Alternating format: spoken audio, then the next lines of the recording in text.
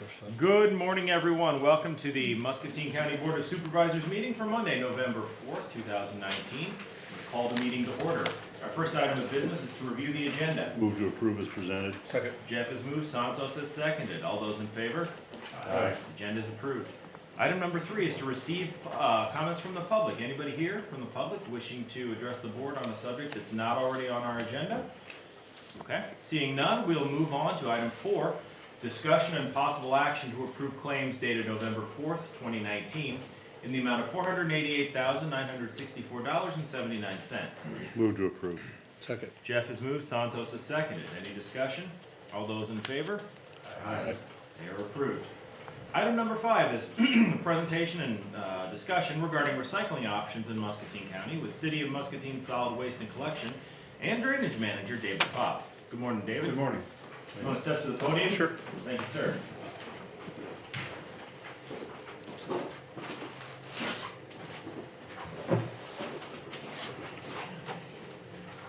Good morning.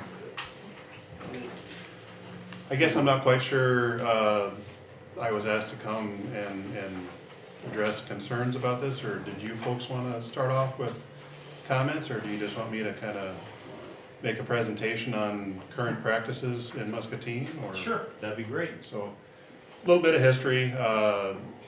Citizens of the city of Muscatine receive curbside recycling every other week, contracted through Republic Services. Part of Republic Services' rental agreement when they rented the recycling side of the transfer station was to provide a drop-off area for recycling materials, commingled recycling, and cardboard. Their contract was due to be renewed June 30th of this year, and they chose not to renew their contract, which meant the recycling drop-off area located at the front entrance to the transfer station would go away unless another option was agreed upon. So I gave you guys a handout, a proposal from Republic Recycling to continue the drop-off area as it was. First of all, I'll say we looked at taking that over as the city. Just some rough figures, the capital improvement to buy the containers, to buy the roll-off truck to haul the containers, loading equipment to haul, and staff to be able to provide this service was well over $150,000 without figuring in tipping fees for disposal of the cardboard and recycling. Obviously, we chose not to do that, but we also asked Republic to provide us a quote to continue the service as it was. So on this quote, the second paragraph there where it says single stream to Scott County Recycling,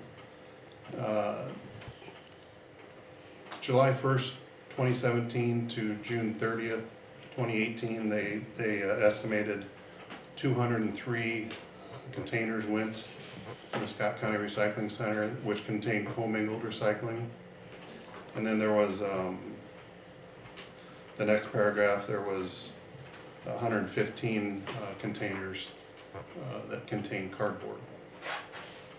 On the first paragraph, to continue the service as it was, they quoted us $300 per container for the commingled to haul it to Scott County.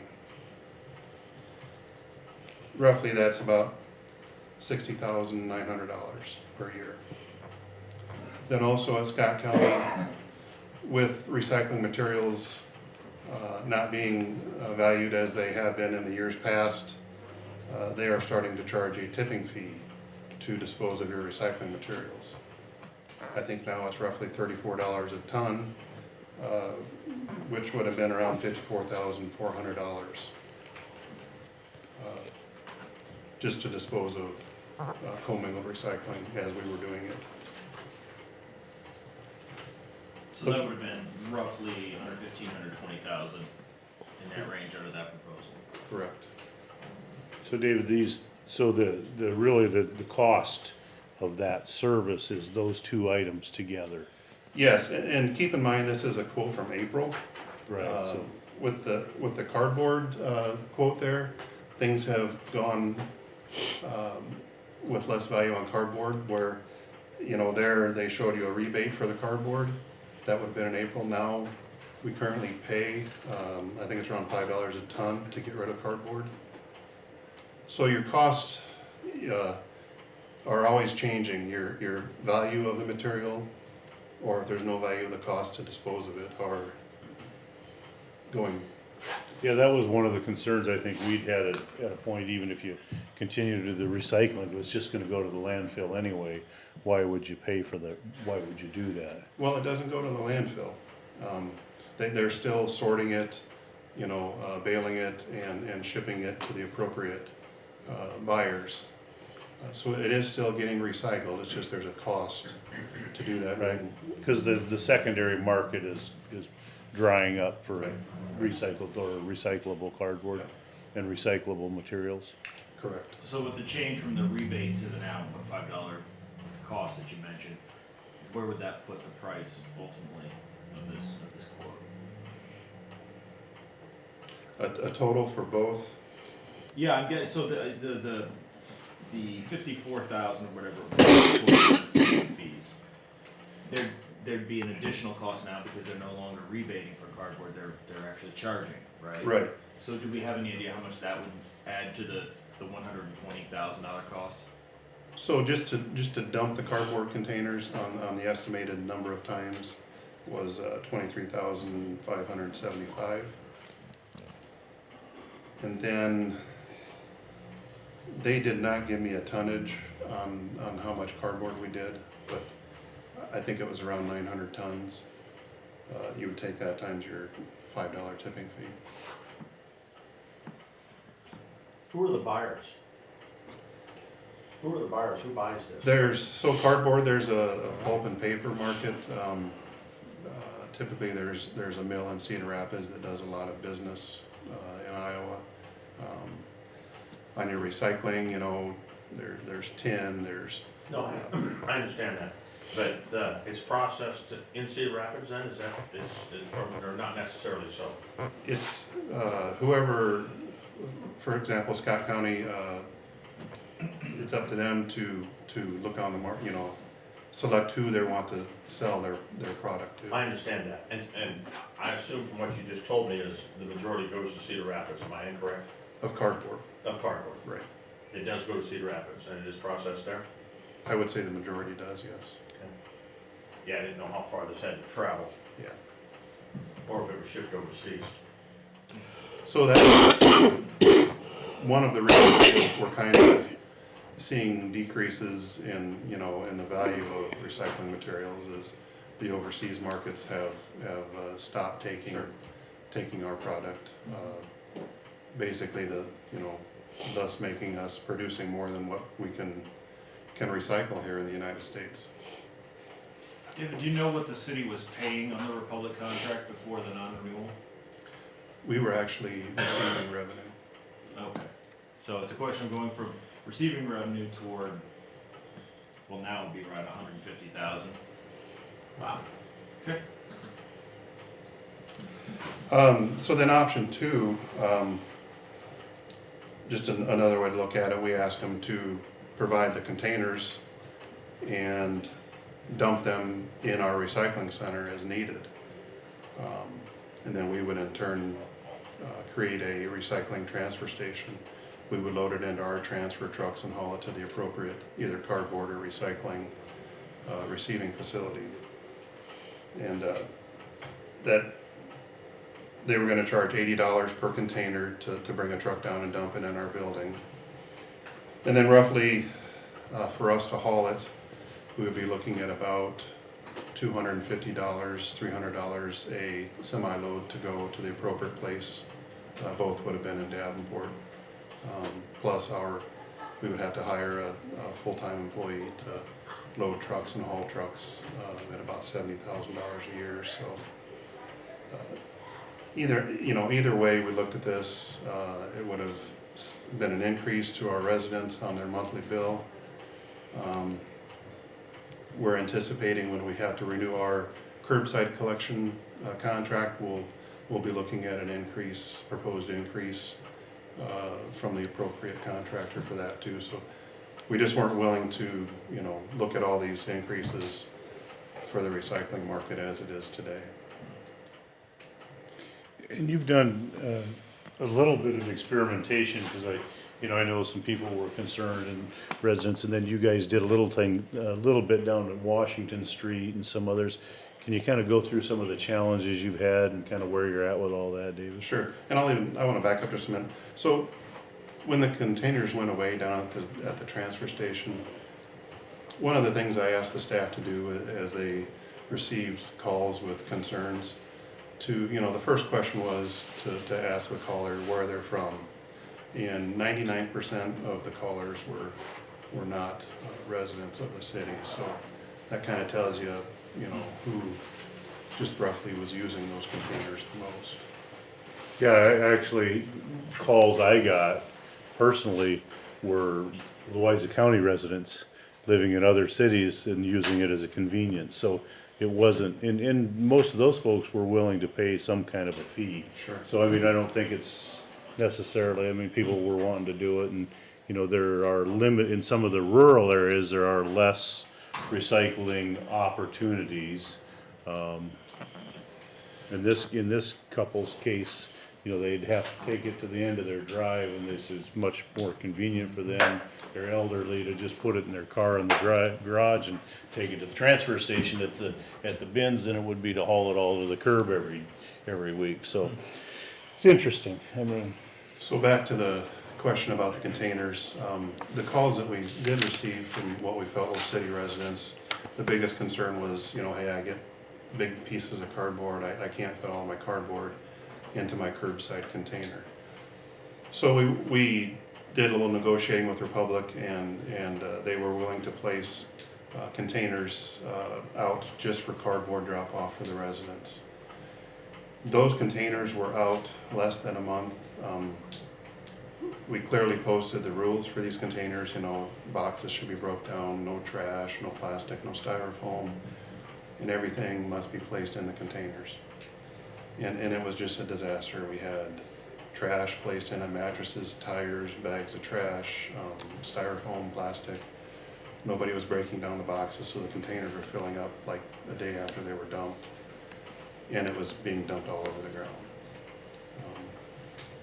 So there again, in a market that it's so hard to cover your costs on doing this service, we in addition had to babysit these containers and in turn take a lot of complaints about the way it looked and the trash blowing around and that. So you've removed them now, We right? have removed them, yes.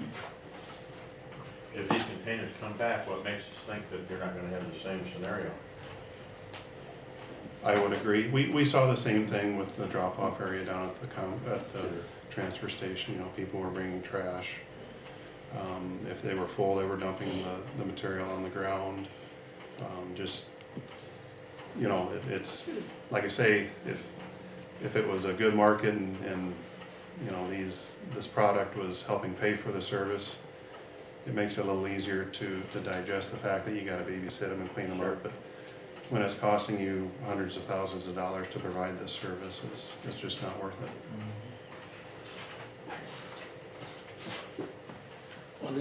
On these containers that you got quoted, Yes.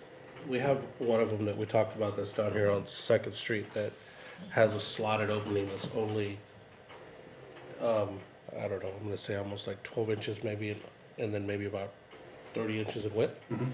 So it forces the recycler to break down the box in a sense to get it inside.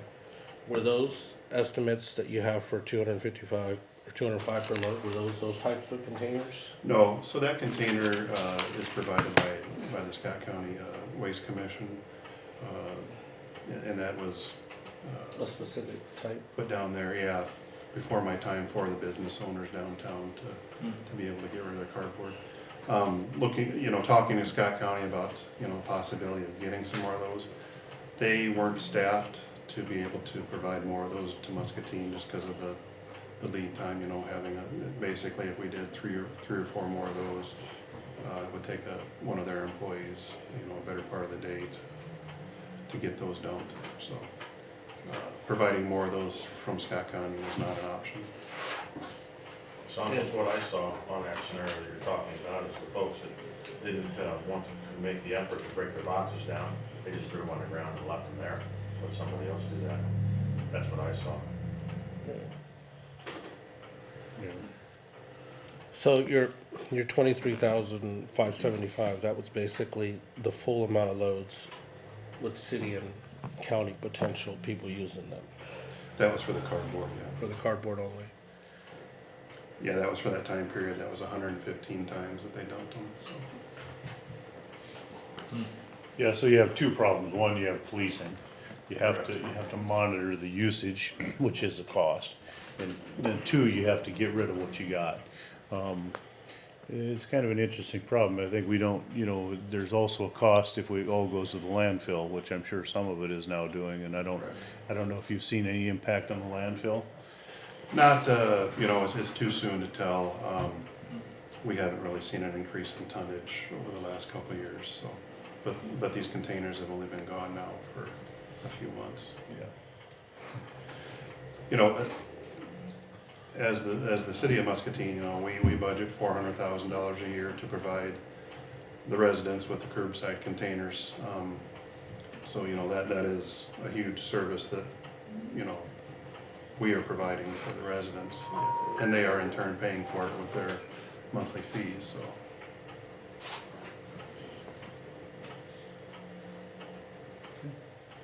Any other questions? David, thanks for coming out. We really appreciate it. Thank you. Any further discussion on this matter? Well, so are we gonna basically look at wanting to, you know, help maybe fund some of these costs for the 23,575? Because I'm more concerned more about cardboard than anything. Mm-hmm. And I would be looking at wanting to say, could we partner with the city and maybe pay half of that and see if they would be interested in that and budget it for next year? No, I think first we'd have to get an updated quote, I think. Correct. And then, check with the city. And then the other question I have is, you know, we have, what do you do in West Liberty? What do you do in Wilton? What do you do in Nichols? What are you doing at, you know, all the outlying communities as well? Muscatine's half the residents of a county, certainly, but only half. It's not fair just And to what, do it there. if the board funds something like that, we have to think about the whole county, and how we would do that, and what would be fair and what would make sense. And I don't know, David, maybe you know some of the other, I think Wilton, they don't use our landfill even, No, they they've contract opted with out. Cedar County, correct? Yep. And West Liberty uses our landfill. Do they offer any curbside recycling services in West Liberty that you're aware of? Not that I'm aware of, but that's not saying that they don't. And do we know some of the smaller communities like Nichols, what they're doing, or? I have not done research on it. I know, yeah. We talked to. I'm wholly ignorant myself, so I don't know. Who do you guys know? I think you need to look at what the impact would be on the landfill, certainly, if you don't like either option. Well, we don't know if it's affected that yet, but I think back to what Nathan said, I mean, maybe if we get an updated quote and then we could potentially have the discussions with the city in regards to saying if they want a long-term partner and maybe foot half of that, and then seeing if we could also continue to also look at suppliers. One of the things that you had mentioned in regards to if the recycling is going to Cedar Rapids, is there recycling groups that may not have to come all the way down here? Maybe we could find somebody up there that could provide. And I don't know who did it. Do you remember who was doing it before Republic? Was there someone else? So it's been, going back to when the transfer station was opened, it was City Carton, and they basically sold out to Allied, and then basically it's just been a name change throughout the years, City Carton, Allied, and then Republic. So same players basically running there from day one. And are they still operating in that side of the transfer station or no? Nope, so they're not there anymore. Our high-strength waste receiving facility is being constructed there now, so. Okay. I have retained half of that facility in hopes that things might rebound in the recycling markets and maybe someday we can get back to doing, you know, some drop-off areas, but currently it's just, like I say, it would be asking our residents to see an increase in their monthly bill when we already provide a service for them. And it's been a while since I've been at the Scott County facility, but that's not a huge facility, if I recall. And what are they doing for tonnage, do you know, and how are they operating that? I mean, is this something that, you know, Muscatine County, City of Muscatine should be looking at, whether we do a mixed-use recycling effort? So It looks actually, like transportation is wholly 70% of your cost. the Scott County Waste Commission has really evolved into a very large facility, probably the largest in the state, I would think. I don't have current tonnages for what they're seeing, but I could certainly get that for you. Yeah, it's been a while since I was up there. Yeah, they've, you know, they're trying to stay cutting edge on the sorting process, you know, to get the most revenue for their product, you know, by keeping it clean and sorting there's new sorting processes for their plastic to get. So all of our curbside from Muscatine goes up there as well, right? Correct, yep. Republic hauls it all up there? Yes, And that's all hauled in those, what I call curbside trucks? yes. How many ton do those haul, do you know? Their truck, I believe, will haul around 10 to 12 tons. Is that compacted as it goes into the truck? It's not as compacted as a rear loader would do, but it is a compact. It's a light compact so they can separate it probably. And they're with our recycling program, they bring a truck down once a day and take one load back every day. They can usually get the day's route into one truck.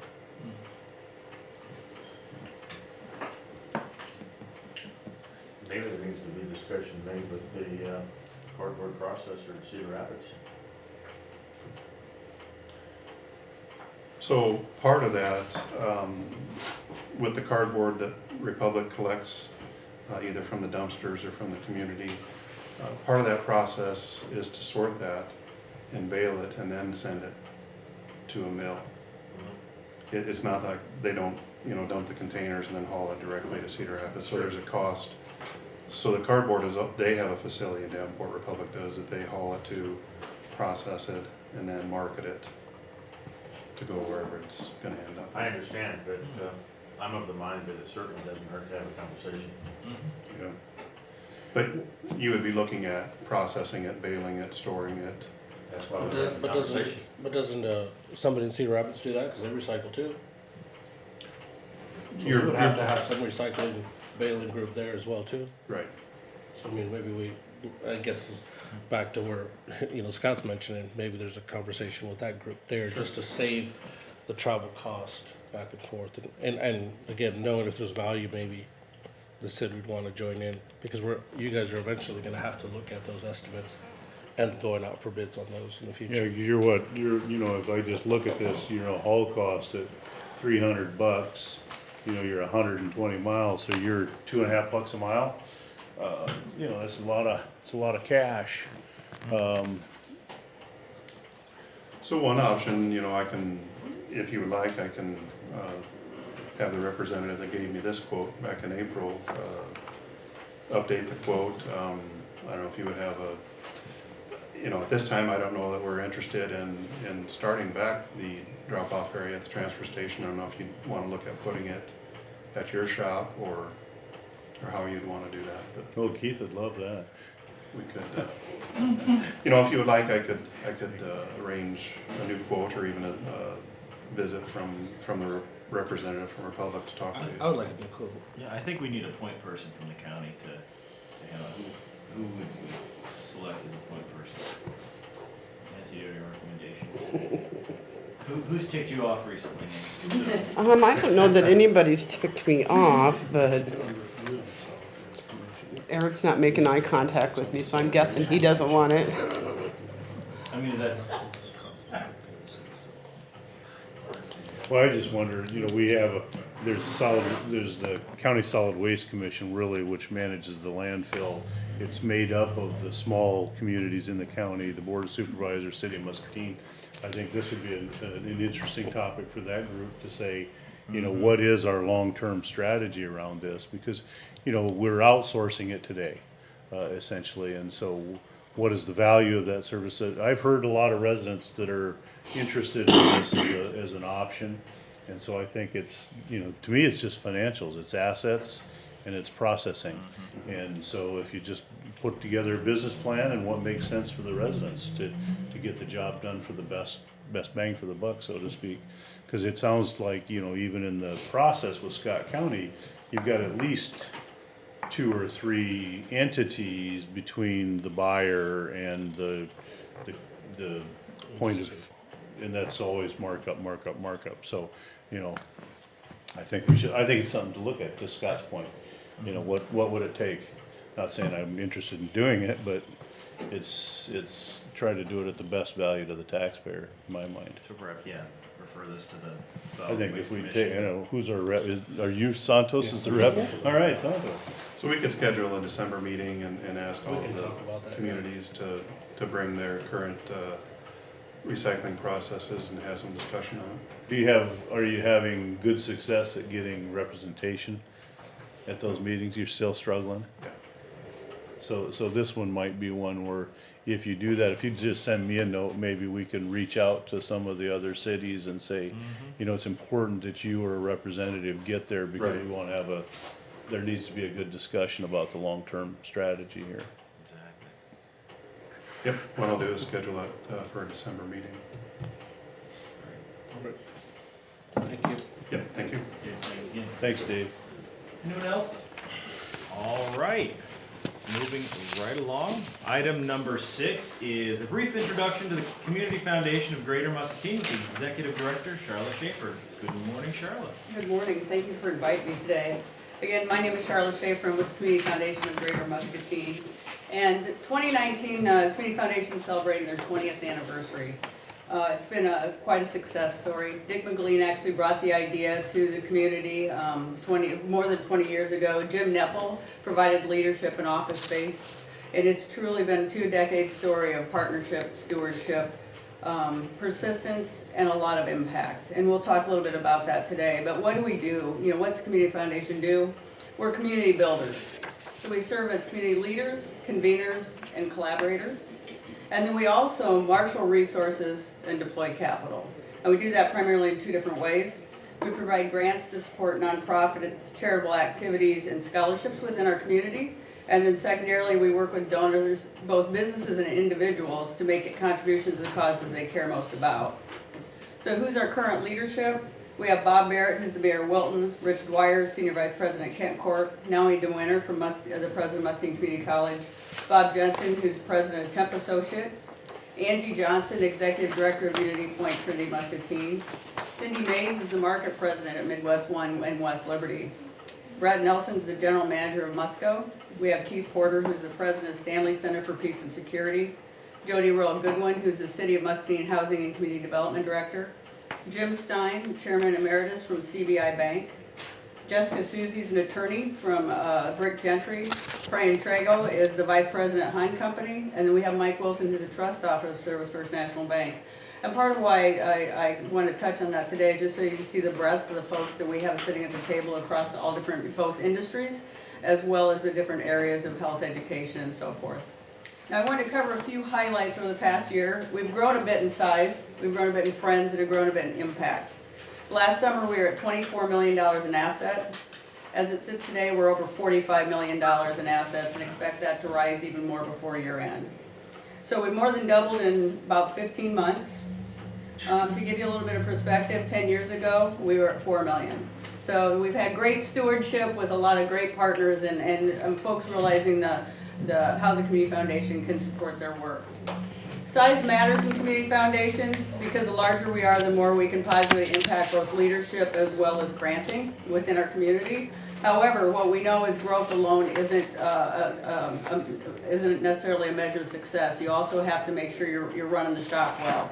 And so what we do is we measure a lot of different things, but one of the things we take a look at is our expenses and compared to our assets, and we benchmark that against community foundations all across the nation. And what we find is that we're running about 1.11% of expenses as compared to assets, and that was actually at the end of 2018. So if you imagine with the growth we've had, that's even quite a bit less. We're at the average is 1.51%. So the community foundation, and again, the folks that came before me have run a really tight shop in providing the services we do. As we discuss asset growth, I think it's important to recognize where this comes from. A growing number of people, individuals and businesses, as well as organizations, are opening an array of charitable funds with us. We more than doubled the number of funds we have just in the last 3 years. We today have over 50 different funds providing resources to a wide range of charitable organizations and activities, and I've provided copies of those for you to take a look at. So what's our investment return? From an investment perspective, more than a quarter of our funds are endowed. What that means is we're creating support for the important initiatives this year, as well as each year thereafter, virtually forever. As been said, these dollars serve at the intersection of urgent need today and lasting impact. Our investment returns, we've got a group of volunteer experts led by Mel McMains, who was the CFO at H&I. And these folks come together and they help us invest our funds that we have. And to give you an idea, we could look at 1 year, but I don't think that's a very good way to look at investments because you could have a really strong year or a really poor year. So we went back over the last 10 years. And over the last 10 years, our average underinvested funds has been 6% to 9.5%, depending on how much equity and fixed asset ratio there is in those funds. So to give you a little bit of idea for the folks that invest their charitable funds with us, on average, we're paying about 7 cents for every dollar at the end of each year, and we're keeping a penny for the work that we do. So 6 cents rise every year for charitable work that they can give back to the community. For those folks that are investing but really just need it for very short term, of course, we have just a fixed asset portfolio for them as well. To give you an idea, over the last year in granting, we granted out more than $1.7 million back into the community. That includes discretionary competitive granting in the amount of $450,000, which affected 80 different organizations last year in Muscatine County. And then we have an affiliate, which is the Louisa County Community Foundation. They supported 70 different grants last year. I thought it was important to mention our Muscatine Health Support Fund, which grants about $160,000 a year for health-related initiatives. This last year decided that they wanted to prioritize the community health priorities that have been established within Muscatine County. And so this year their priorities were mental health and substance abuse, aligning with the priorities that we have for the county. Muscatine Community College partnered with us just this last year to utilize the online scholarship portal. They gave out over $300,000 in scholarships from Muscatine Community College. With the addition of our over $400,000, we gave out about $750,000 worth of scholarships to area kids. And on our scholarships, when you do the math, it averaged about $3,000 per student. Now, the additional $800,000 that's left over between the conversations we've had on discretionary granting and some of the scholarship work and so forth, those $800,000 are individual funds that grant dollars back into the community for charitable activities and to bring us that $1.7 million. So it's a pretty exciting time. There's been great growth. Our board has been discussing how our funding and work could be more systemic across all the platforms. You know, how do we get the most value out of the dollars we spend? We can increase funding, we can try to decrease need. And so one of the things we do is we partner with other organizations to fund area food backpack programs for children in need of nutrition over the weekends. And so in the spring, our board turned to how can we be more strategic and change those children's futures? You know, they can't fill their heads when their bellies are empty. And so what we did is we applied and we're one of 13 organizations awarded a Future Ready Iowa grant by Governor Kim Reynolds, the Employer Innovation Grant. And this grant's helping us fund an innovative collective pilot with Trinity Public Health, Muscatine Community College, the City of Muscatine, Muscatine Center for Social Action, Alliance Impact Muscatine, and United Way. With this collaboration of organizations and work, we can collectively target the families of children receiving food backpacks, address the emergent issues with economic navigators, but then more importantly, we can get the custodial parent advanced education through compressed 6-week certificate courses in welding, CNA, or CNC programs. And then once they have a job, they'll have a job awaiting, assuming they pass screenings. And at that point, the economic navigator will stay with the employer and the employee in case unforeseen barriers happen during the first 6 months to try to create stability. What we know is someone, typically an employee that works 6 months will still be there at the end of 2 years. So it's an exciting program. What we're looking at is the end of having upskilled workforce for our community, modeling education and stabilized homes. We also have received a grant from the Iowa Council Foundations in support of advancing our charitable work that we're doing. We collectively began community conversations on child care needs with Aligned Impact Muscatine leading that, and including Early Childhood Iowa, the Muscatine Y, H&I, and Kent, as well as other community partners. Muscatine County has lost 49% of child care providers in the past 5 years, and 72% of parents both work. So it's a conversation that we're taking a look at. We're also focusing on growing benevolent youth and the emerging voices of our community. We're beginning a youth philanthropy leadership program for high school students, and we're also going to include some at-risk students as part of that program. And in March, we're going to be bringing the rural community specialist Ben Winchester to our area to speak to area leaders, influencers, and those that are interested on moving in, moving out, and moving over the future of our rural communities. And Ben will kind of redefine how we look at growth in our towns, and it's good news. So we're excited about him coming. Before I close, I'd add that we are accredited. We're one of the first of the 100 accredited community foundations across the nation, and we continue to hold that because we think it's an important standard to be able to show when we're helping folks with their money and making sure they reach their charitable interests. So we continue to be accredited through the National Council of Foundations. We'll continue to be thoughtful and strategic in our words and our actions as we work alongside you and others to design a better tomorrow for our communities.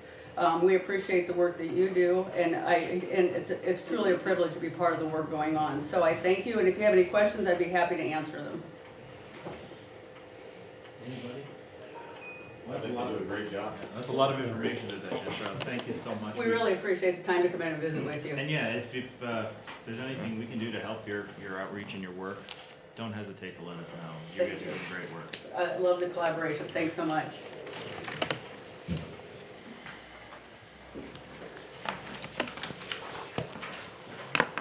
Thank you, Charlotte. Item number 7 are items with Mike Nolan of Horizon Architecture.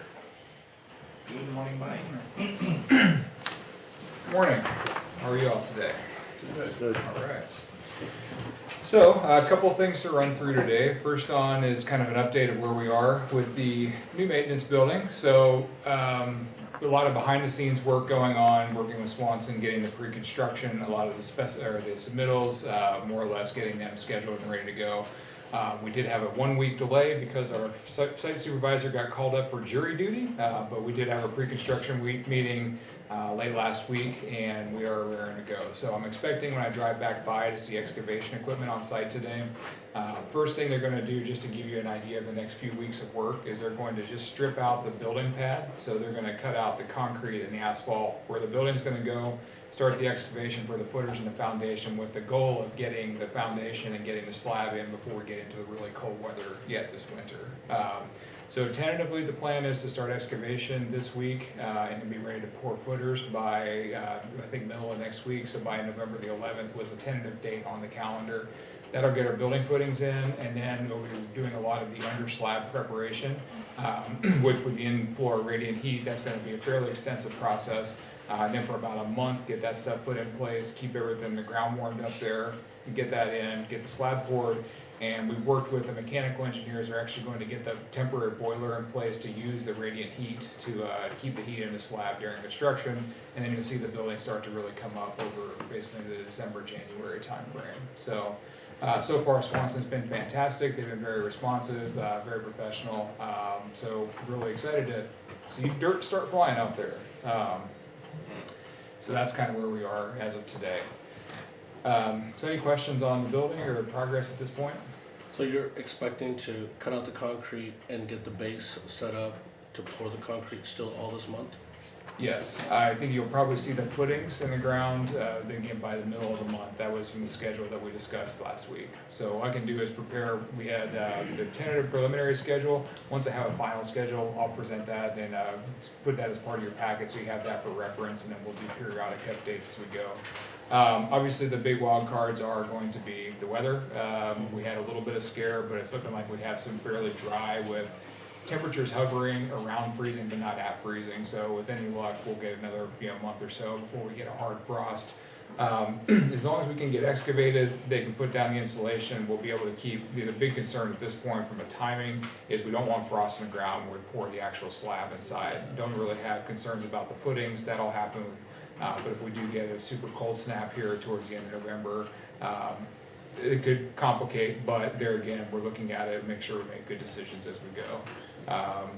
The other piece was as we start excavation is if we do run into any of the unsuitable fill or anything in place, that's probably we're gonna find that out here in the next couple of days as they really start to dig. As you remember, we put in a unit cost for any sort of unsuitable backfill for removal, replacement and compaction. So if we do start to run into that, at this point, kind of the direction to the contractor is just to keep moving, keep track of that, but you can expect that we'll have kind of a weekly update as we get into that, because that's where we're starting to bite into our contingency. The recommendation is, since that's a unit cost, we obviously don't want them to say, okay, we found this, wait a week for us to come back, and then keep going. The way that unit cost will work is we already have that built in, so they can keep moving with their work, and we'll catch up on that later. So. Mike, do you have any idea what the overall permitting cost to the city will be? I think the permit cost, if we did get the contract, or the permit was approved, I think the permit cost was around $5,000. And that Is was that- part of, that's the that's for general everything? contract. Yes, yeah, that was the full permit fee, and that is part of the general contract. Okay, thank you. responsibility. Yep. They had that question too, I said, oh no, that's yours, so. The compaction, is Swanson doing that, or are we having a third party do the compaction testing before we bore? They will have a third-party verification under their contract. So again, we put the compaction testing into their contract, but it will be a third party, like a Terracon or somebody like that, will provide the compaction testing. We have I think compaction testing, they will do the concrete, the coring and the sampling and the breaking of those cores. We'll also have some miscellaneous steel inspections. Those will all be third party. Swanson will coordinate and get those tests done and then provide us with the results of that. And they'll also need those for the city as they do their inspections. Good. Sounds good. All right. So the next item, kind of related to that project, as we had discussed, at this point, Nancy has a discretionary limit of around $1,500 for change order works that she can approve in the interim. Essentially, if something popped up during the week, she would have that threshold to make an approval, to keep things moving without having to wait until Monday or to get something submitted through formal approvals. We had talked about potentially looking at a slightly higher threshold for that. We've talked back and forth on that a little bit, and came up to a number of around $10,000 seems to make sense. Kind of looking at the history of things that would pop up that would be kind of immediate action, that seems to be around a threshold of somewhere around $5,000 to $10,000, and that's really just for stuff of, hey, we need to get this done, approved today so we can keep work moving. My recommendation is if we can give that discretion to Nancy, essentially she'd be able to say, yes, keep moving, with the intent that we would follow up on Monday, come back in and say, hey, we had this change order last week, this is what we've approved, have an opportunity for you to review that, and say, yep, okay, I understand where we are with that process. I think as we start to get into that, I don't anticipate we're gonna have many of those things up front. Ideally, if we have something that's either can wait or is a much larger sum, then we say we'll just wait till Monday and discuss that, because that's obviously gonna want your decision on that that type of expenditure. Really, with a new building, I just don't anticipate anything that would pop up, at least here in the early phases, or anything that might even be time critical. So that'll be in two pieces of this. One would be, what's the overall cost of the request, and the other part is really time critical, or is this something we can wait till Monday to discuss? Essentially, what we want to do is just have a little bit of pad or cushion in there in case we do bump into something, particularly as we're early on here, not wanting to lose a couple of days with the weather. So that was if that makes sense. That's kind of what we came around to, is just giving basically a short-term discretionary amount, which was, I think we would get into that, keep kind of a running total of where we are. So like we did a wrap-up last time on the courtroom, probably with this one, just kind of keep a total going of here's where we are with the contingency throughout the project. Nancy, what do you need from us in order to? I just need you to, take action to, or, yeah, you don't even need to vote, just by consensus, authorize. What's everyone's feeling?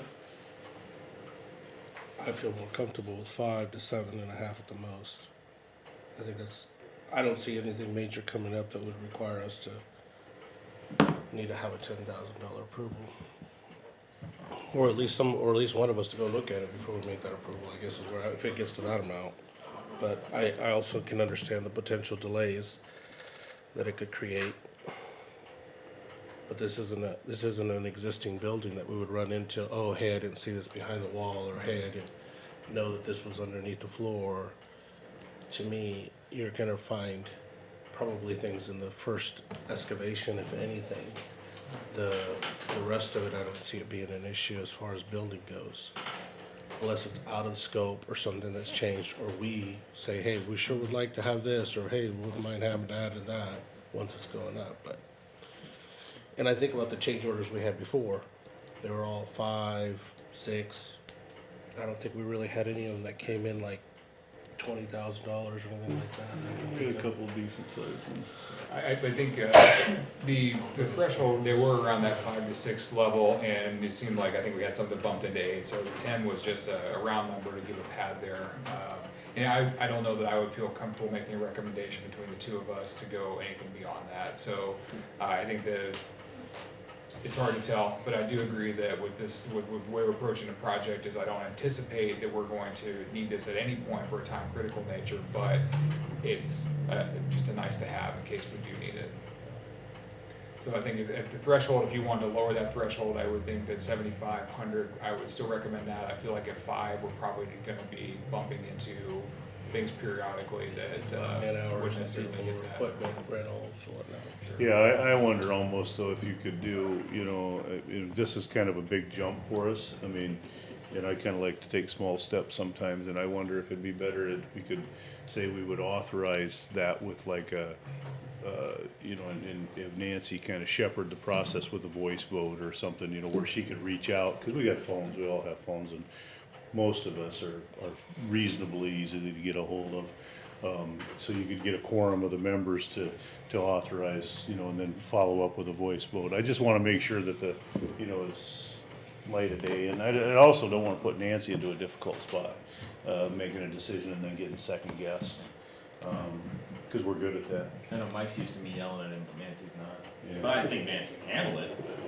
Yeah. My only worry with that is open meetings type rules.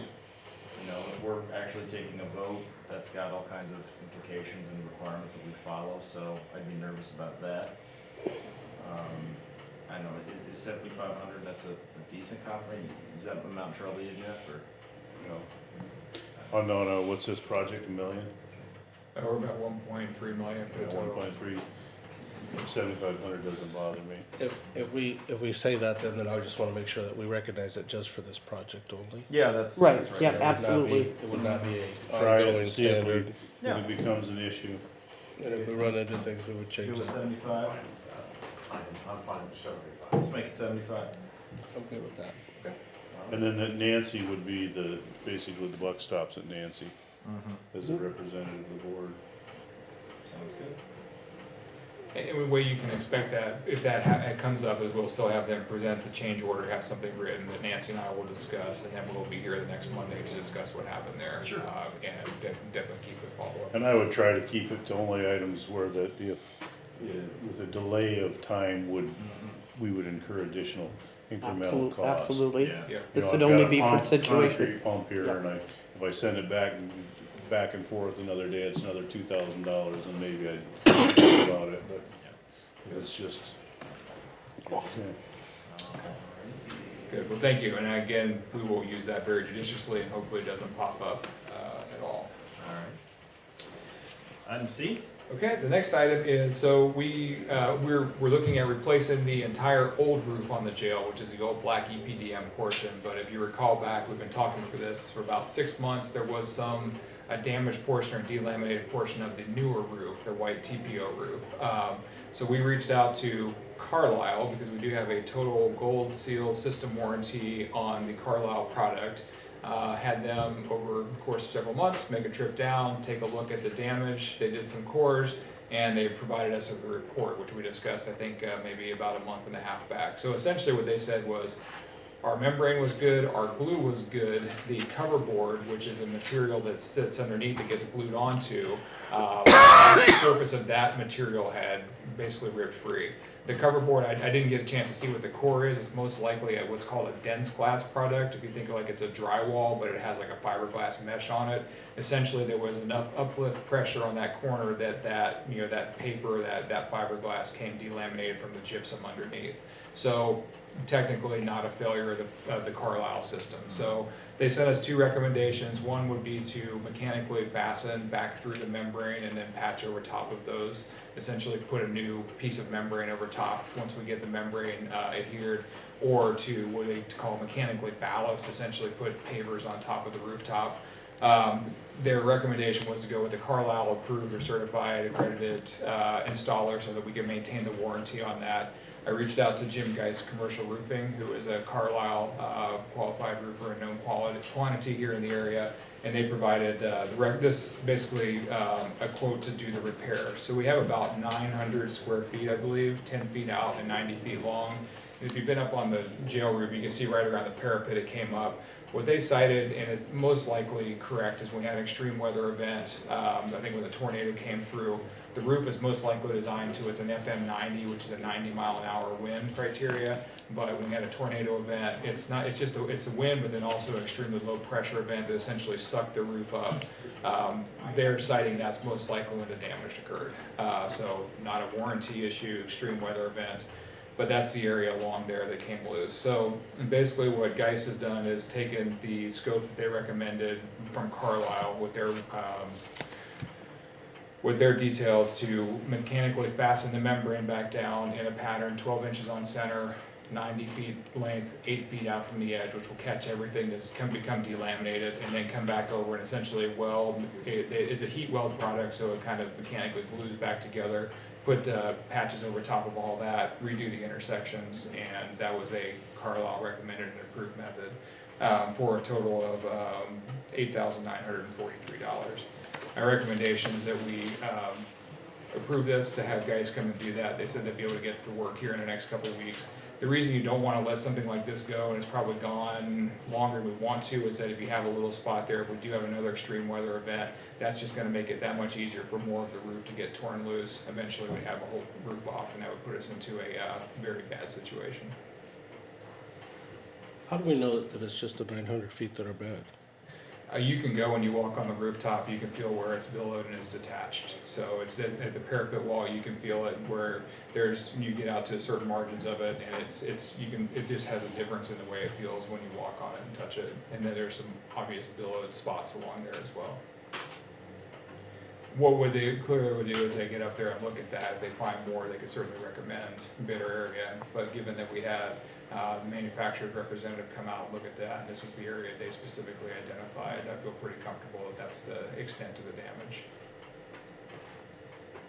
They did core samples to check the road too, didn't they? Yes. So I'm guessing if they did the core samples, they looked and the insulation was in good shape and not wet, which would indicate a much larger problem. We have noted a couple of leaks, but not on the new portion of the building, so those are being addressed, and obviously that's why we're looking to replace the entire older portion of the roof at this point. So you said this is TPO, not EPDM. Correct. What does the TPO stand for? Oh boy, thermopolyolefin, I think. It's a white product. It has more of a spun backer to it, so it's become comparable. Actually, we're looking at a couple of products now. You'll see it a lot more, particularly on buildings that want to have a white roof or reflective surface versus the old black with DPDM. So, And they doesn't that stretch with heat and temperature? Because basically it's like they roll it out like a carpet and then they overlap it and then they heat it with a gun. There's a couple of different methods, yep, so they'll glue it down, but then the seams can be heat welded, versus EPDM. Depending on the roof that you're going with, there's different adhesives and different application methods, but I think that this one, it was a heat welded application. Is there any air conditioners or anything up on top where these guys are gonna be at? No, that area is clear of all any sort of penetrations. My only concern would be is that and they can do this during the winter? They can do it during the winter, and if we approve this, they had time with here in the next couple of weeks to get this going.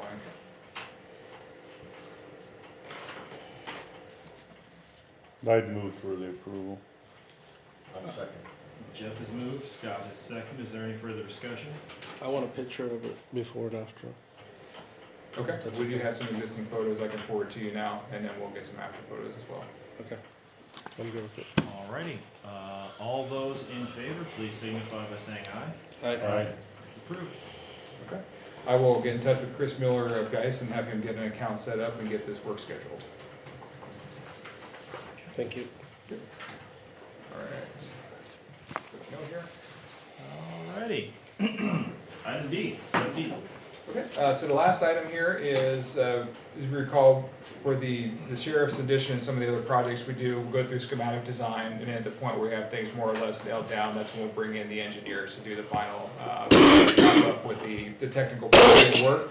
I reached out to Rob Decker of Axiom Consultants and asked him to give me a full scope, engineering services work order for the addition to the deputies' quarters. So this is gonna involve all the civil engineering, the site survey, everything will be required for that to get us through the site plan review and run that site plan review with the city. Go back and reattack the driveway request that we had previously. So they would help us with all of that portion, so really, getting everything defined with that. Also, they will do the full mechanical, electrical, plumbing, and technology engineering. The other thing I asked them to do as part of their survey was to look at the existing facility. I know there's been some mechanical work and there's been some questions over time that there's hot and cold spots. Essentially do a whole mechanical analysis of the building and give us some recommendations on that, although that may not become part of the scope of work that we do with this portion. But essentially it's a shakedown of the entire deputies' quarters with the focus on doing the mechanical, electrical, plumbing, structural, and civil work for the actual addition itself. You can read through scope, so this is the same group that we worked with on the mechanical or the maintenance facility. They are excellent and I highly recommend them. So their scope of work was $26,350, which that combined with the architectural fees, I think we're right on board for right around a 7 to 8% total project cost, which is right in line with a project of this size and scope. So why didn't we have the fire sprinkler system designed into it? We don't require fire sprinklers. The facility is small enough that we don't need them. So there's nothing in that now currently? No fire sprinklers. I think there's some smoke alarms, things along that line, but it's a low enough hazard, small enough facility that we don't require any of the systems. I'll move the approval. Jeff has moved, I'll second it. Santos has seconded. Any further discussion? All those in favor? Aye. All right, Mike, anything else? And that was all I had for today. So Alrighty, sir, thank you much. thank you, appreciate your time, and I'm gonna go see if they've got hold of it. Sorry, Santos gets it. I just wanted to make sure, one of the requests that we had made a while back was in regards to, once we start doing the work for the new building, we were gonna try to get some overhead views, shots. So if you can just make sure that you take a note of that for the contractor, or whoever is gonna be doing the site management, maybe once a week, once every 2 weeks. type of Absolutely, picture. yep, that's still at the top of my thought process there, Okay. so. Thank you, Mike. Thank you very much, appreciate your time, have a great Thanks, day. Mike. Next up is item 8, planning and zoning concerns with Eric Furnace. Good morning, Eric. Morning.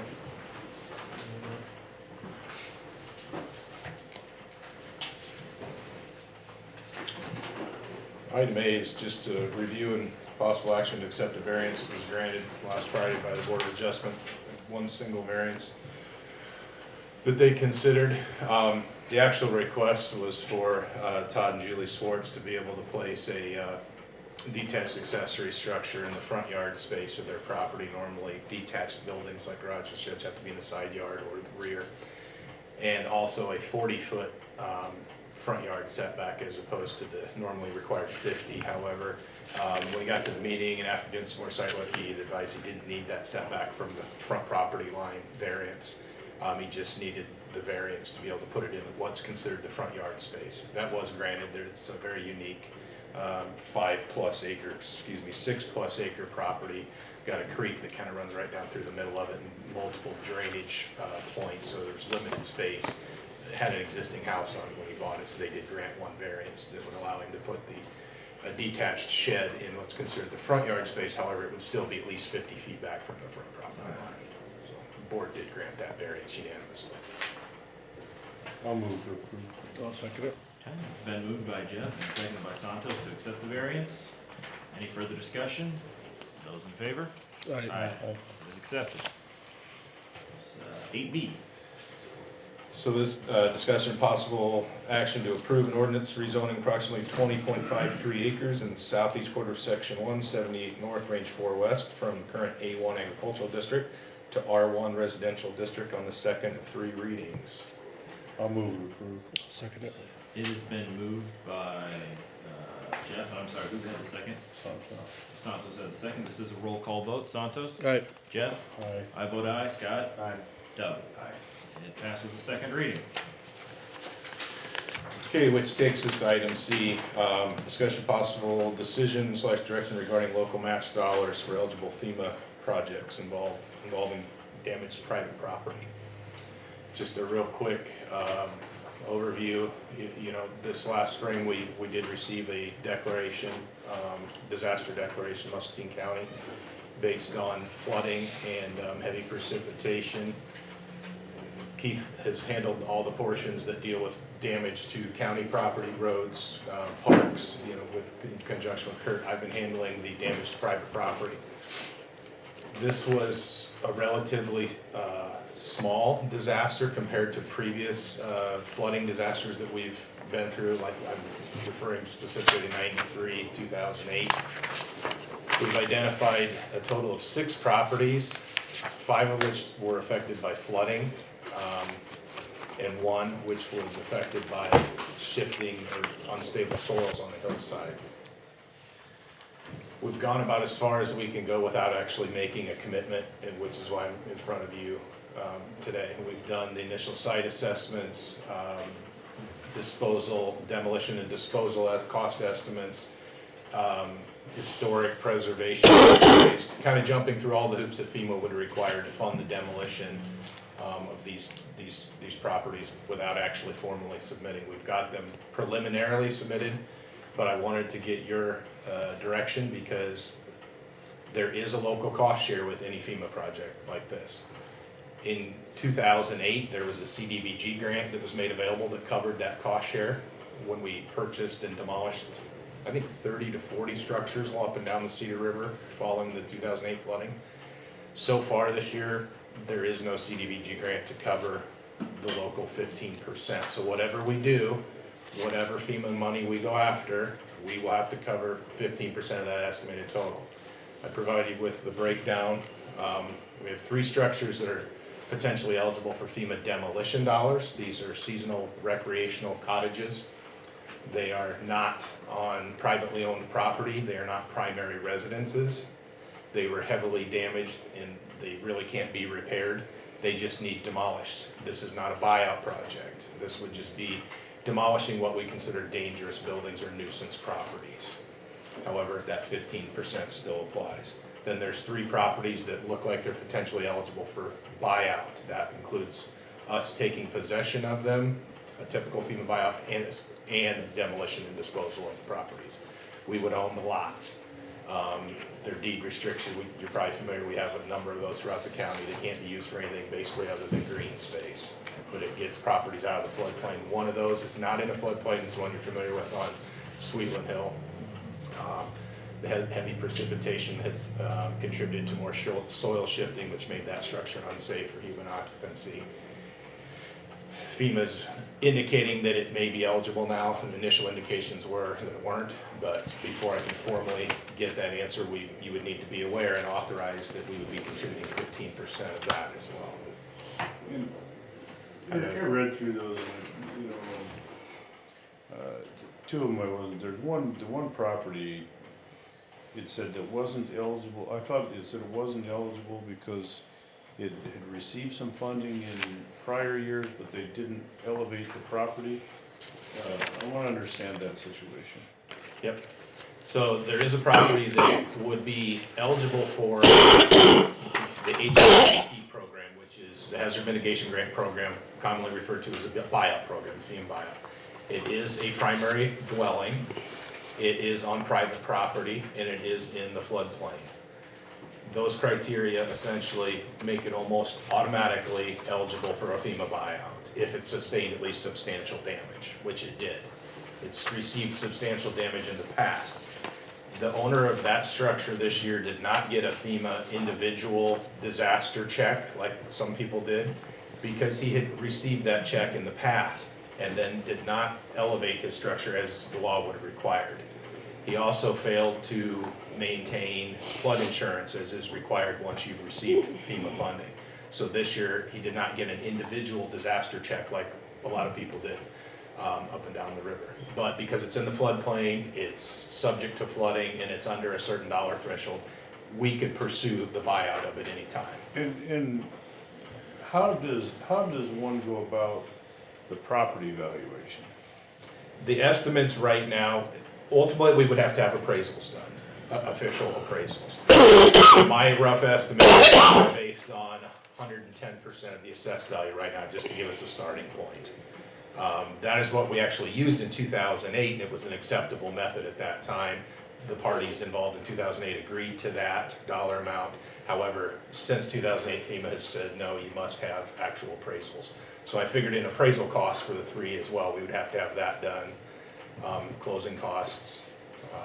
And if I tried to circle back, I read through it, I wasn't clear on everything, so we're looking at about if we move forward, we're at about a $87,000 commitment. If we move forward with acquisition and demolition of 3 properties for buyout, and then demolition and disposal only of 3 dangerous structures, yes, approximate 15% local share would be around 87,000. And I want to kind of touch on those 3 demo projects as well. Those apparently were never elevated following past events either. These were very secluded, a couple cabins hidden back in the trees, and the reason they sustained such heavy damage this year is they never did what they were supposed to do after 93 or 2014 either, apparently. And many of the other cabins along 22 came through this flooding event just fine because they had been elevated to the base flood elevation plus 1 foot. We found 3 that with some deeper digging this year that apparently had never been elevated in the past, which means they had been completely inundated in the past and just were never repaired properly. So what happens for the demos if we don't match? If we choose not to participate in this, the assessment of those structures remains the same. They were heavily damaged to the point where they're considered dangerous. They are now a dangerous building/nuisance property. No different than if we come across a dilapidated structure that someone has just failed to maintain elsewhere out of the floodplain. It's the owner's responsibility to address the nuisance or dangerous building situation. They would need to do that. Some of these, there are some options for people to do that, that maybe can reduce the cost so that sometimes fire departments are interested in training burns that, I hate to say it, but when we go through FEMA guidelines, it does tend to raise the cost a little more than what is done in the private world. But to answer your question directly, it would become the responsibility of the structure owner. And these 3 properties that we're talking about, all had received funding in prior events and just didn't do what they were supposed to in LA. I don't know that these received any disaster fundings. I don't have that information because these are not primary dwellings. I don't believe anyone claimed that they were. And I believe a couple of them have at least changed hands since the previous flooding events. That was one of the things, FEMA wouldn't give the same amount of money to an individual if it was a secondary cottage versus your primary dwelling. I don't believe these were used forever used for primary dwellings, so I don't know that they've ever received. I know that they were damaged because of the elevation that they're at, and they were never elevated properly, so they kind of fell through the cracks per se. Is this on core ground or? Two of them are on core ground. One of them actually, from what we can tell, is on a county road right of way. It's on the backside of the levee at the end of Wiggins Road down by Monsanto. It kind of portrays that it's still in the road right of way. It's not Monsanto's. The Corps doesn't claim it. It's been there a long, long time. There's no lease. There's no easement. Is that Han Ready Mix's land? No, this is a cabin that's actually, if you go past Monsanto and keep going until you drive into the river, you would have to drive through this old elevated, Harder is the owner, of literally a shack that's up on piers. It's been there a long time. Is it possible to handle each of these projects separately if we so desired?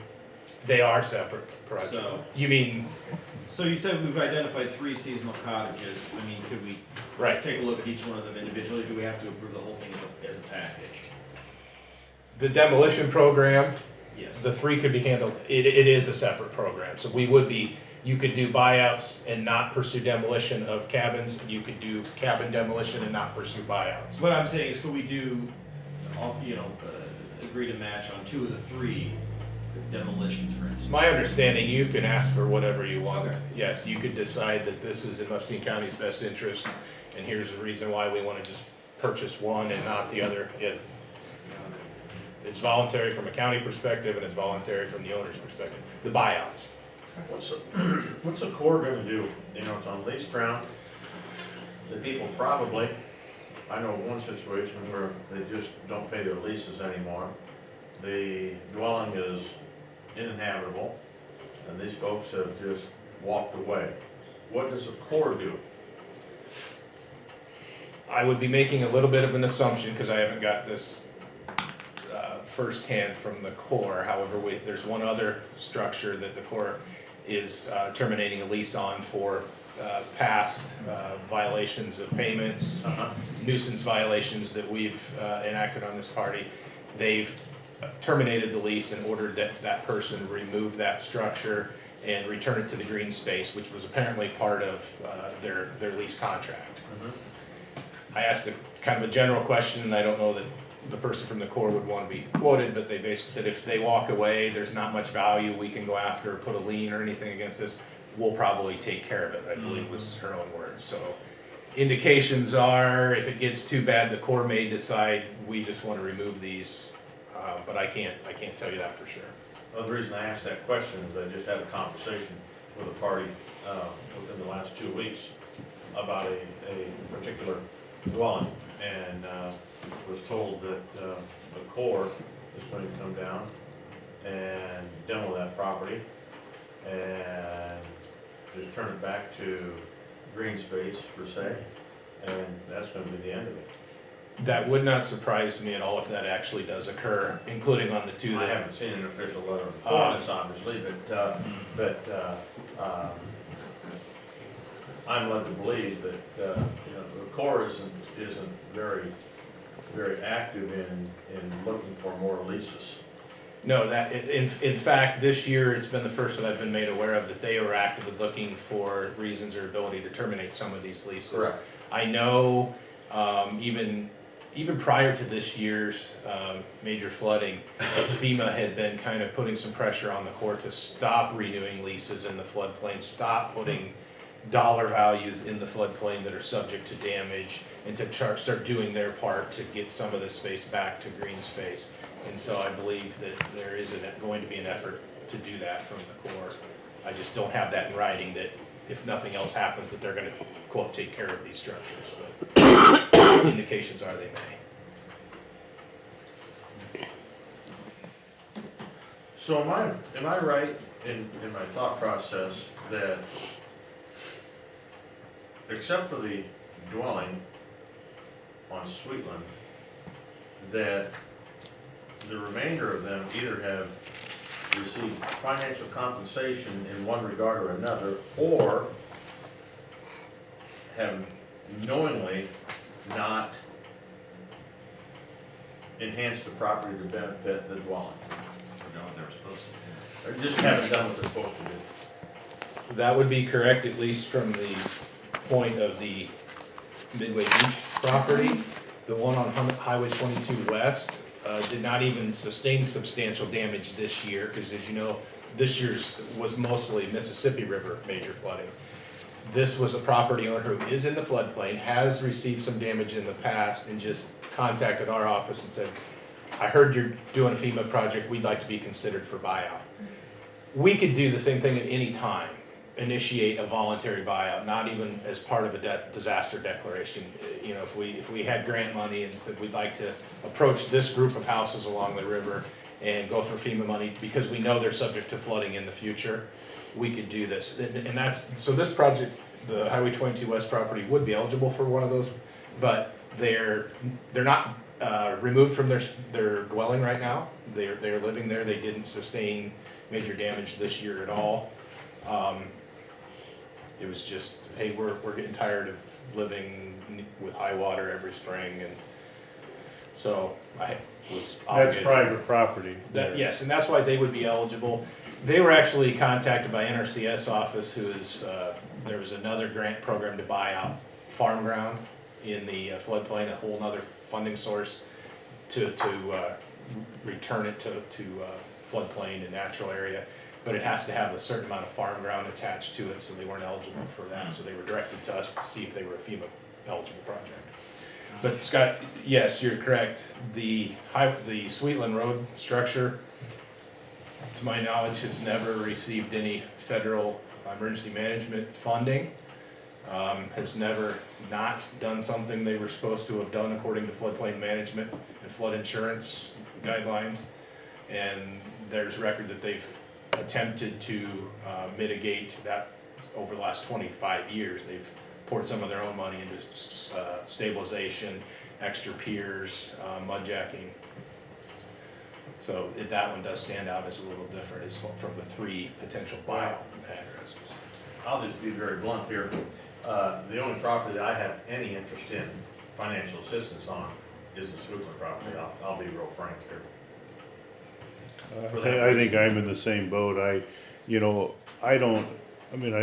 agree. I would love to get these properties out of floodplains but I don't understand how the county taxpayer needs, we're already supporting the roads to go to them and all that, and it's driving us broke. We can't afford it, and now they want to pay to get out of it. They've been getting compensation over the years to elevate them or do something, and I'm just not on board with pouring more money into that hole. I think the Corps let the leases, the Corps can take them down. Well, especially if they haven't done something they were supposed to do as a condition of receiving money in the past. Yeah. Eric, can we request that in a case of a buyout that the homeowner reimburse our 15%? I've been told that that's a possibility. I've been told that would be the appropriate way to do that, as opposed to just offering them 15% less. FEMA wants to see local buy-in, and so we would need to, at least on the front end, fund that 15%, but we would not be prohibited from having some sort of binding agreement with a property owner that they compensate us back our 15%. If that's a direction the board wants to go, we can certainly look into that. I'm okay with it if we get the county taxpayer dollars back. I'm okay if we front the cash to tear it down, to get FEMA to do it, whatever. But I don't want us to expend any dollars on it, because I don't think Yeah, I mean, that it seems makes unfair sense to me. to put public dollars toward private benefit without getting, it's one thing to front it, but another thing to just benefit a particular person. If you front it, what's the guarantee you're gonna get it back? I would want it out as a condition of the closing, that we'd get ours out of the check before it happened. You could probably do that. I would think you could put it on the deed or record it as something. I don't know.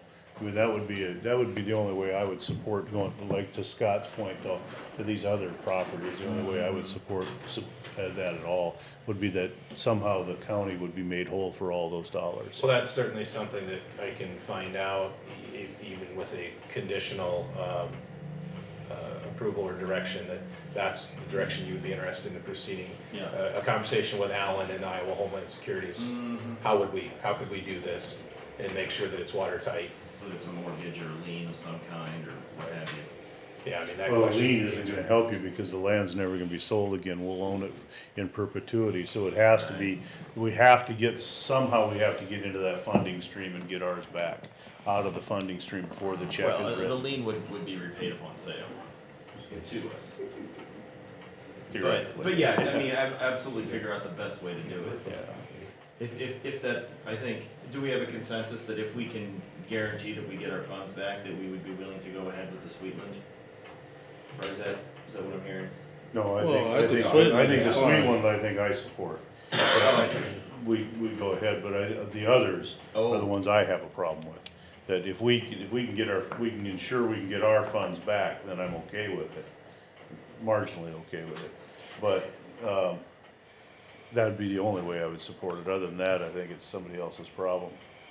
And I would go down by posting them uninhabitable and get it off there, and that was part of your lease, part of your agreement.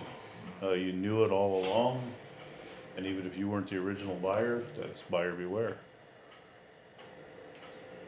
So it sounds like what we need to do is have you guys figure out exactly how we can safeguard any investment, and then we can come back and. So I'm clear on the Sweetland property, but I do have a consensus then from the majority of the board on the other two potential buyouts, if the 15% could come back to the county. You're all wanting to That or proceed. if they had some sort of Are you guys are CDBG saying we grant. want the 15% back on Sweetland too? No, No. I don't need that, no. Not on Sweetland. That's a They have not, different they've done situation. everything they could and they've never received any FEMA. Understand. I mean, I'm with Scott's Are you, opinion. and- you understand what you need? I do. Okay. Anything else further on that, guys? Wonderful. Anything under other, Eric?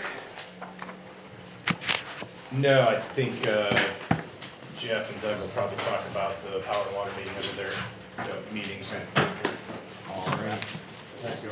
Thank you, Eric. Next up is items related to provision of mental health services in the county. However, because I had too much Mountain Dew this morning, I'm gonna exercise chair's privilege and declare some recess for about 5 minutes to take care of that issue. So, 11:22, depending on who that is. let's come back at, well, 10:27. Oh, I'm sorry, It's 10:27. 10:22, not, that clock notwithstanding. I thought that was supposed to adjust on its own. It didn't. I see that. I'm kind of relieved though, because when I looked at that, I thought, God, this has been a long meeting.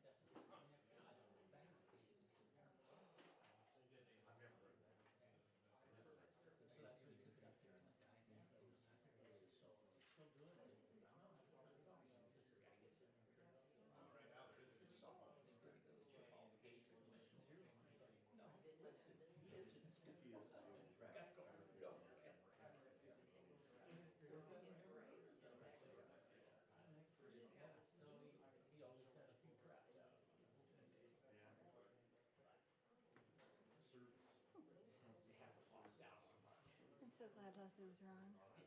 Huh? I said, I'm so glad Leslie was wrong. Why? She said they never adjourn, they never go to the bathroom. Huh? She said they never go to the bathroom. And I'm like, On top of everything else I have going on, I get up this morning, get ready for work, go out and get my car, it won't start. Of course, my husband's pickup truck is down at the truck stop. So the only vehicle at my house besides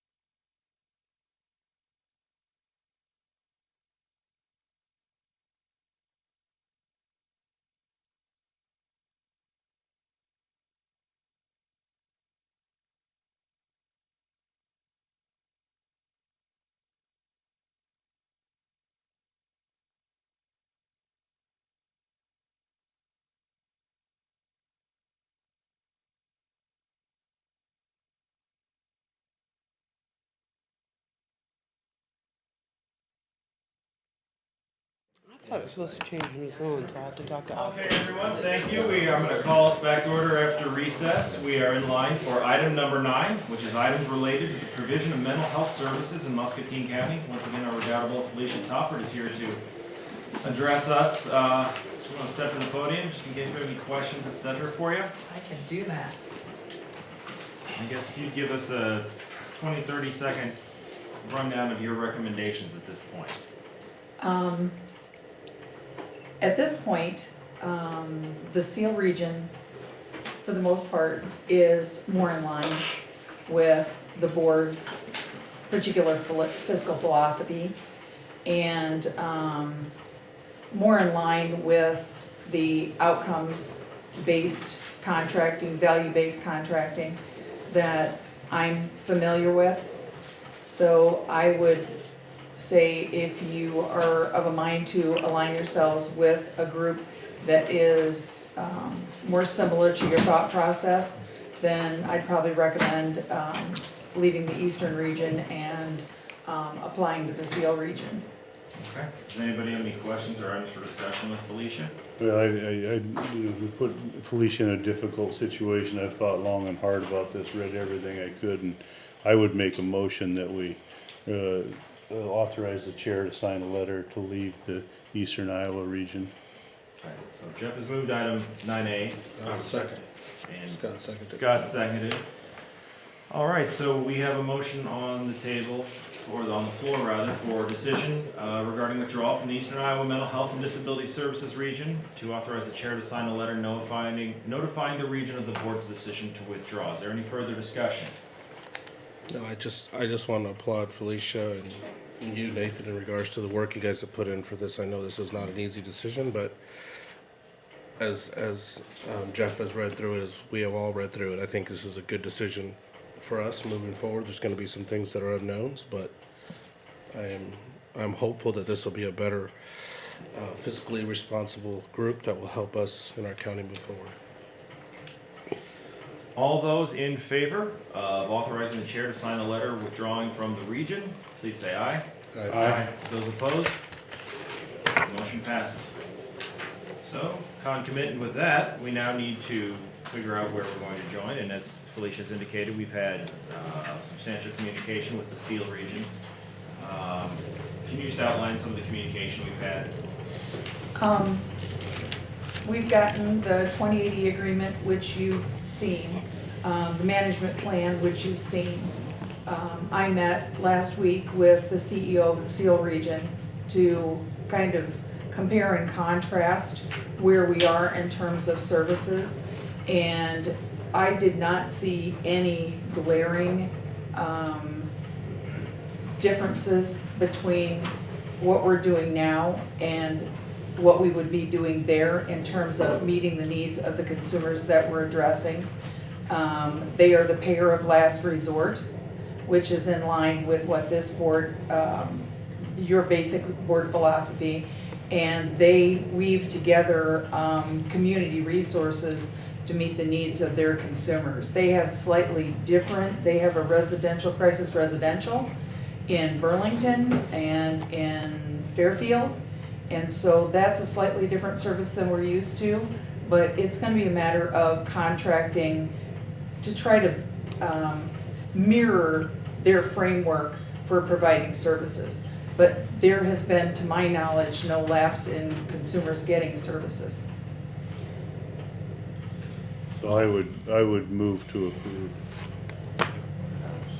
Jeff has moved 9B and Scott has seconded, which would authorize the chair to sign a letter of application to the SEAL Mental Health and Disability Services Region. Any further discussion? And we've discussed with SEAL, Felicia, in regards to our, application, Yes, and they are receptive to this? yes. I And I- personally, yeah. Go It ahead. has to get approved through the state as well, and there's a number of hoops. And I think my understanding, we're committed through the Eastern Iowa region through this fiscal year, correct? And so Correct. I think that's the other thing, the next discussion we'll have to have is, it appears that there's an impending financial disaster, and we're gonna probably, so that our consumers don't feel the pain, we're gonna have to figure out how we're gonna deal with that as a county as well. That's correct. And we still do have the issue that we've kind of put to the side for now, that transfer request. Yep. Because we'll be in for the remainder of the year. I would also say I personally have spoken with 5 of the 8 County Board of Supervisors members of the region, and I've received responses ranging from favorable to very favorable in terms of our possible joining their region. Heard a lot of good things that really echo what Felicia said. I think they'll be a good group to work with, and as I understand, DHS, who will have to approve this joinder to the SEAL region, has also responded favorably. Is that correct? Correct. And the only other issue that Felicia and I had talked about is there was for a while some concern as to whether we could continue our trusteeship program. And it looks like we'll be able to do that. Correct. The SEAL region sees that service management as extremely valuable and funds that in the other counties. And it's identified as service management, so they see it as an important ground level service that keeps an awful lot of our consumers basically in our communities and using the least amount of services. Yeah, it's really an investment in stability, which even though the state doesn't require it, and for background, for those who may not be familiar with it, the trusteeship program, we act as the payee and guardian for folks who may not be able to take care of themselves, helping to stabilize them in their homes, where they are, to keep them from, going to jail or going to the emergency room, or being on the street. So really preserving their dignity and doing so at a lower cost than we would otherwise have to pay. Okay. So if we did this, Felicia, you talked about a gap between where we wouldn't, because right now we're gonna finish out throughout the end of the calendar year. Yes, But then we wouldn't start in the SEAL program when? we would start in with the SEAL region as an active member come July 1, 2020. So our gap is January through July 1st? Basically, What is our our gap gap? is gonna be when the Eastern Iowa region gets the letter, and then when we go to the SEAL region in July. But there's a lot of work that I'm gonna have to be doing between now and then. If we're accepted to the SEAL region, I have kind of a generalized timeline drawn out as to what I'm going to need to do to get us ready to go, so we're ready to run July 1 with their systems to include RFPs and contracts and some of those kinds of things, and we'll have to talk about budgets, so that our FY21 budget matches up the way it should with the seal region and that sort of thing. So there's a lot of steps to be taken between now and then to make sure we don't We gap. stay members of the Eastern Iowa region until June 30. It's Correct. not calendar year, it's fiscal year. Okay, that's what I was trying to get All the at. services stay in place, it's That's just, right. we're But- just but we have talking no about gap who pays there. for it, and who Right. manages No it. gap. Okay, you see, that's what I was confused I at. as No far as the gap in service. Okay, No. okay. But when you say that the other counties fund trust as service management, does that mean it's funded out of the mental health fund? Correct. Okay. All right, any further discussion? And I appreciate, Nancy, I appreciate your input and coming and talking to the board and giving us your opinions as well, because I do value that. Yes, thank you. All right, then, all those in favor of authorizing the chair to sign a letter of application to the Seal Mental Health Region and Mental Health and Disability Services Region, please say aye. Aye. Those opposed? All right, the motion is approved. And just as a follow-up, the Seal Region's next governing board meeting is on November 13th. I understand Felicia and I are planning on attending that, to present our application in person. We don't know what their timeline yet is, it just has to be presented before November 15th. Likely, if we were them, I would want presentation of some of our numbers, the chance to ask questions and maybe make a decision in a month or two. That'd be my estimated timeline if I were in their position. So, but we'll obviously keep everybody up to date, informed. We certainly expect this to happen. So they're not gonna vote on it that day then, on the I 13th? doubt it. I It's mean, not on their agenda? Would but you it want, just- I wouldn't want to vote on it. Well, I don't know, I mean, if they already have our presentation and everything. Sure, I mean, they sure could. I mean, they have, we've been in contact with them, and this is the last step toward the formal application, so that's up to them. But if it were me, I'd want to have information and time to digest and ask questions and figure everything out. So maybe December, maybe January. But thank you, Felicia, you've been invaluable in guiding us. This is not an easy decision for anybody, but ultimately it's one we think that is going to protect the folks in Muscatine County. That's our first and foremost priority, to guarantee that the folks who need services continue to receive them. It's gonna protect the people who provide and link up those services here. We've got great folks in Felicia's office and elsewhere that do wonderful work, and we wanna make sure to keep employing them. And also, I think it's gonna be good for Muscatine County taxpayers. We've sent a lot of money to the Eastern Iowa region over the years, and, we certainly wanna pay our fair share in SEAL if we're allowed to join. And at least in the short term, I think that would probably include a small increase in our levy, because they have a higher levy cap. So to make up for the shortfalls that we're projecting under the Eastern Iowa region, and to contribute our fair share to SEAL, we'd probably be looking at levying right at that new cap, which I believe is $42.68 per person. I believe that's correct. So again, thank you everyone, thank you to everyone in the public who has followed this, thank you to the media for their interest, and hopefully this will be a positive step.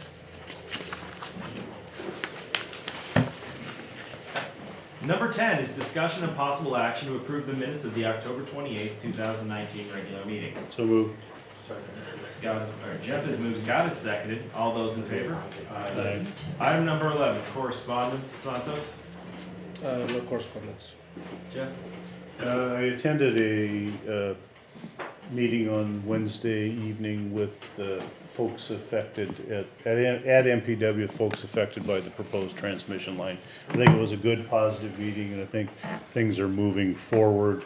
There's still a lot of work to do, but the right people are at the table at least right now, so good. Water's really doing a good job. Yeah, I would say Trying to give everybody a good say. Power and Water is really being very flexible and trying really hard to make this a win-win, so I applaud their efforts. I did not have any correspondence, Scott. The only thing I had is I had a resident that lives on Echo that conveyed to me that he didn't feel that Echo got the rock necessary on that road, throughout the summer.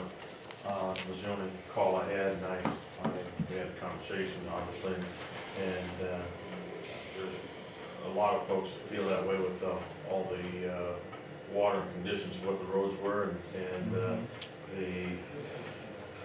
with what we have this fall and the amount of water in the ground right now, I'm not real optimistic about next spring either.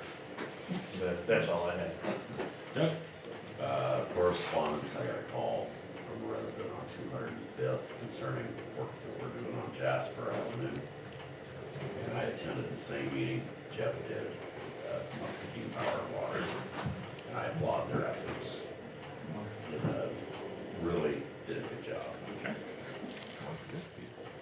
How about committees, Doug? That's it. Yeah. I had no committees. Nor did I. I had none. I had the Solid Waste Commission on Tuesday of last week, and we're looking at some groundwater wells that they've just put in, and I'm looking at possibly setting up a tour to go look at the landfill probably within the next month. Okay. Item 13, information from county employees. Anyone? All right. Item 14, items with the administration office. Nancy? This resolution. Actually, I let Jeff speak to this resolution. This is a resolution, if you all recall, I think they're calling it Pee-wee or something like that, but it's basically it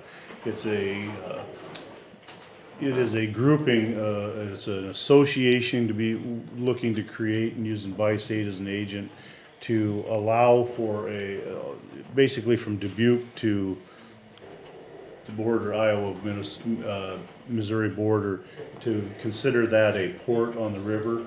And what really that doesn't do much more than the Corps of Engineers creates, they just start collecting statistics. Today, all we know is what goes through locks. And Colonel Sinkler did a presentation to us. He used to be the commander of the Rock Island District, and he said one of the problems that they always faced in this area on the river was anytime there was a clawback on money, because this was the only district that didn't have an official port, they were the first ones they stole money and resources from. And so he said that if we were to do this, and there's a pattern, there's another group that has done this, he said now officially they would have, and there would be ability to attract more investment and improvements on our riverfronts and our handling. So I think it's a good thing for the area. There's really no cost associated with it because it's an association. There have been questions about whether it would thwart efforts by others to do other things, and it really affects nothing else. Everything that anybody like the port, if they continue on with the port here in Muscatine, he's aware of that project, said it would not. It would actually help with that, wouldn't hinder that at all, would actually let them get more data so they get more, they'd have a better understanding of what's really happening, what's coming in and out of this area as well. So I think it's a good thing and really a lack, and he has done this all free of charge. He's leading this effort. He's in the private sector now, but he's got credentials all the way to DC on and about working on these kinds of issues, and he's connected to the Quad Cities and feels this would be really helpful, and it makes a lot of sense. We attended a meeting.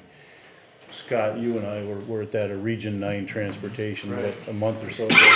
And what I got from it is calling this a port. At first, it seemed a little bit odd to me that we're calling a port from Dubuque all the way down. But the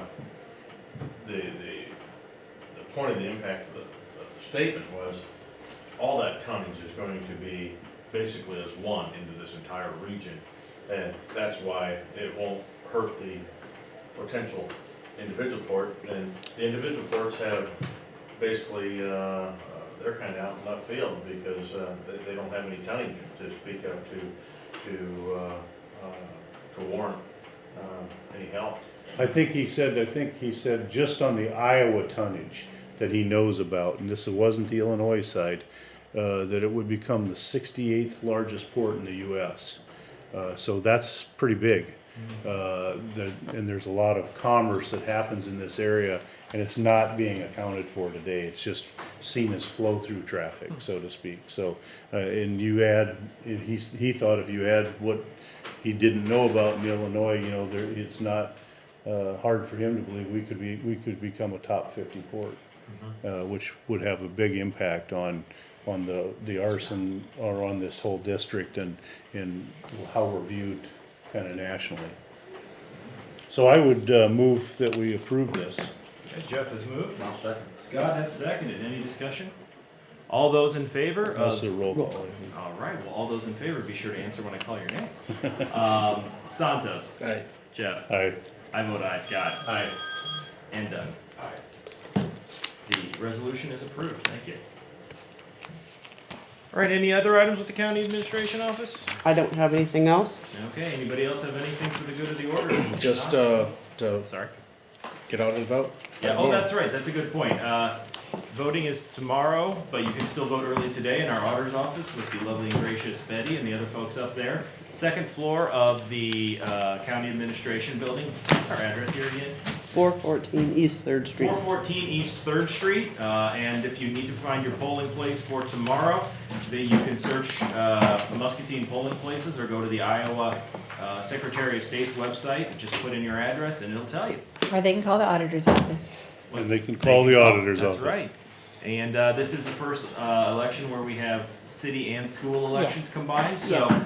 even if you don't normally vote because you live outside of town, you may well be able to vote today, or tomorrow rather, so. Everyone lives in a school district. That's true. Everybody get out there, vote, and we appreciate it. Thank you to everyone who came today. It's a longer meeting than we're used to, but a lot of important things. So thank you much. We'll see you next week. Adjourned. We don't have.